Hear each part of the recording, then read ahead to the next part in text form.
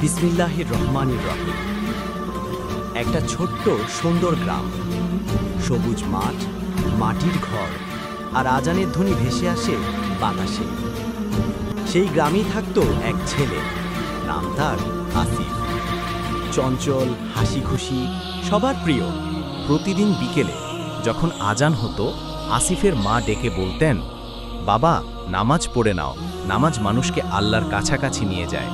কিন্তু আসিফ বলতো, মা পরে পড়ব, এখন বন্ধুদের সাথে খেলব। এভাবে দিন কেটে যেত আর নামাজ হারিয়ে যেত তার জীবনের তালিকা থেকে। একদিন মসজিদের ইমাম সাহেব আসিফকে বললেন, বেটা, নামাজ শুধু ফরজ নয়, এটা তোমার জীবনের আলো। কিন্তু সে তখনও হাসল আর দূরে চলে গেল বন্ধুরা নিয়ে। এক রাতে হঠাৎ খবর এলো, আসিফের সবচেয়ে কাছের বন্ধু সড়ক দুর্ঘটনায় মারা গেছে।